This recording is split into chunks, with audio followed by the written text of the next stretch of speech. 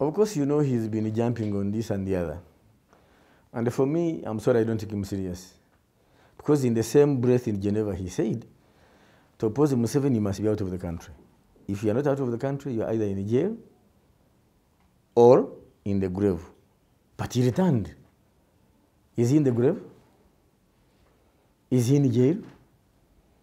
Now, such a person, for me, I don't waste my time. It's not, but that's how unpatriotic Ugandans are. They will sell anything to thrive at the expense of the country. So are you surprised that we have even thieves stealing money for patients or for drugs? It's that kind of attitude.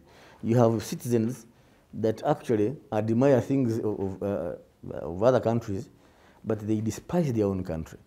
When you go indeed taking the image of your institution, your country, he thinks he's making marks for himself, but he's destroying the country.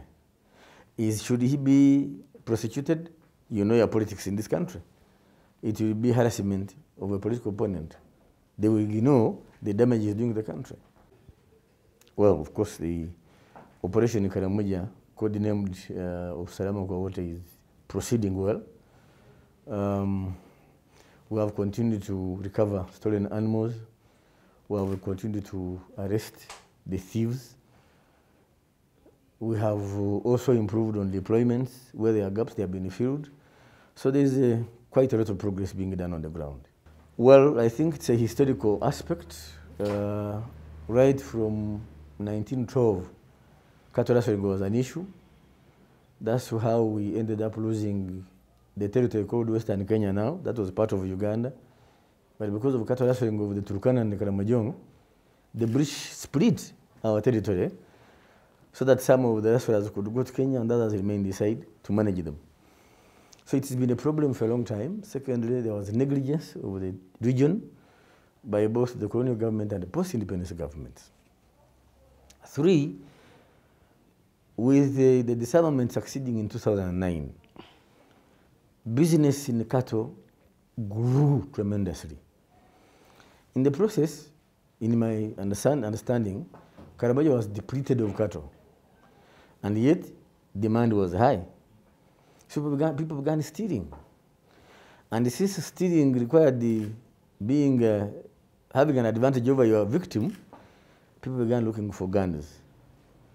Now, when we were disarming, Kenya did not disarm, South Sudan did not disarm. So the Mathenico, the GA, have access to guns from across the borders. And that's what has enabled the guns to resume being a problem in the Karamoja sub-region. However, like we succeeded in 2009, even this one we shall get on top of it. Not involved in raiding, but involved in supporting the activity. Some benefit from it, others for political expedience. You find you capture a thief or a rustler, and they tell you don't take him to court, just use him for information. And yet when we don't get them, we are failing in our job. So you find you wonder what to do with them. But for us, we have insisted, if you capture you with a gun, you must go to the court martial.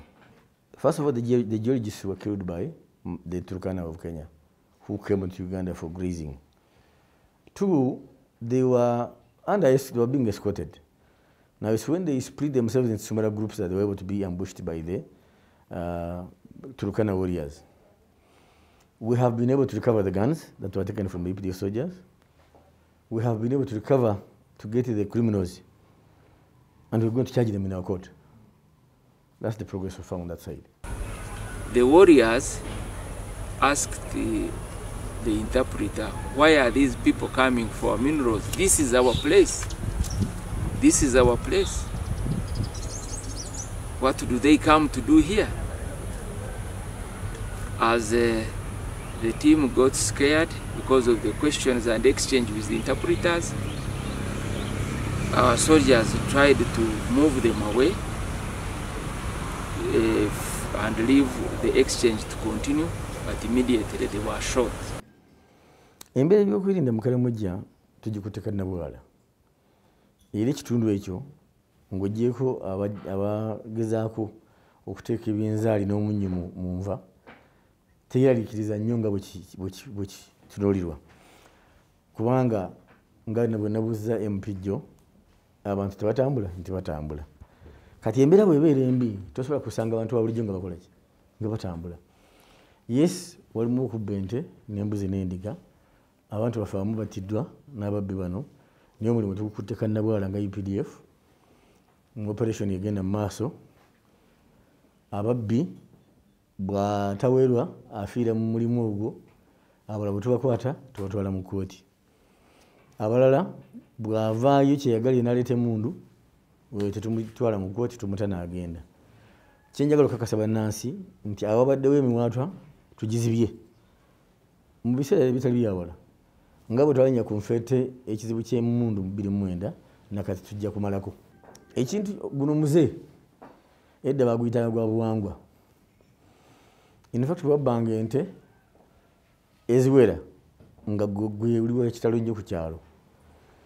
Era mu 1912 abakufuzi b'amatwale bayawula Uganda mu bitundu ebyo ne baddira ekitundu Abaturukana gye bali ne bakitwala Kenya, kubanga baalemererwa okudiringa n'Abaturukana n'Abakaramoja mu sayidi emu. Ne tufiirwa bwe tutyo ekitundu kya Uganda lwa bubbi bwa nte.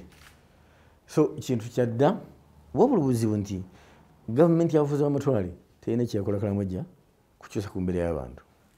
Ne gavumenti ezatwala obuyinza oluvannyuma independence oba obwetwaze tebafaayo. In fact kyawandiikibwa nti Obote yagamba nti tujja kulinda Karamoja okuvaayo kyando tutu Karamoja develop nga bamukulembeze w'eggwanga. So nkikulaga endowooza gye baalina, naye wadde ekiri bwe kityo ffe tuli beetegefu okufeffetta emmundu zonna gye ziri obubbi buno tulinnye ku nfeete. Kituufu eri abeekobaana n'ababbi abalala kubanga bali ku bukiiko buno bwa disarmament bamanya bwe tugenda okuyita ne balabula ababbi. Abalala naddala abakulembeze abalonde tebaagala kuvunaana oba kuvumirira bubbi buno kubanga tebaagala kufiirwa kalulu. So kituufu waliwo abakolagana nabo naye si bonna. Twakuŋŋanya emmundu emitwalo ena, naye ekyomukisa omubi bannaffe Kenya tebajja emmundu ku bakyamu. E South Sudan oba Sudan y'obukiikakkono obukiikaddyo kye kimu. Kati ekyavaamu kiki nti bannaffe bali ab'emitala bajjanga eno okulunda ne bajja n'emmundu. Eno abaagala okubba ente ne bafuna kyansi y'okugula emmundu ezo. Namba 2 nti kiki ekyaleeta emmundu okuddamu okweyongera. Bwe twamala emmundu mu bantu mu mikono emikyamu, obusuubuzi bw'ebisolo ebifuge bweyongera. Lole ne lole zaavanga Karamoja nga zijja Embaale, zijja Soroti, zigenda Ekitugulu n'erira. Kino kyaleetera ente okukendeera, ekivuddemu nti abasuubuzi okufuna ente nnyingi ne batandika kubba nzibe. Naye ate nga okubba weetaaga ekintu kinaakuwa advantage kw'oli nannyini bisolo by'ogenda okutwala. Batandika okugula emmundu mu batoposa b'e Sudan n'Abaturukana. Wabula ekyo tekijja kuterebula, tujja kugenda maaso n'okuzikuŋŋaanya mpaka era nga tuzimazeemu. Abantu bano abaali banoonyereza ku by'obugagga by'omu ttaka baali bakulemwa UPDF. Ekyomukisa ku olwo olunaku beeyawulamu obubinja obutonotono. Kati Abaturukana abaali bazze okulundira ente mu Moroto ne babagwikiriza ne babatta. Ekyomukisa omulungi nti emmundu tumaze kuzikomyawo ze baali batutte. Namba 2 abatta abantu bafaawo tugenda bateeka mu kkooti y'amagye bavunaanibwe. Kyennyamiza okuba nti omuntu ayagala obukulembeze bw'eggwanga adda ku ggye ly'eggwanga ate n'alisiiga enziro ne weebuuza ono okulembera ani. Namba 2 nze simutwalamu byayogera, sibitwalamu ensi, siramu mu nsalwa nsonga. Ku katuuti ke kamu yagamba tosobola kwakanya Museveni okuggyako ng'oli bweru oba mu kkomera oba mu ntaana. Kyokka yakomawo. Ali mu ntaana, ali mu kkomera, nedda. Kati lwaki nnyonoona ebiseera byange ku muntu ng'oyo? Talaba nti nabali balina amaaso okuggyako ng'atwala nti bazibe, tebalaba byayogera. Bw'oba okukkanya Museveni olina kubeera mu kkomera oba mu ntaana. Ngwe nga Bobi Wine oyinaayina n'oyanyirizibwa n'ebimuli ku kisaawe. Wamma Mwami Museveni n'akyemalira wanjawulo. Mu mazima amatuufu yandibadde avunaanibwa. Kumpi kulya mu nsi y'olukwe. Naye bya Uganda obimanyi, buli kintu kyonna bakiteeka mu byabufuzi.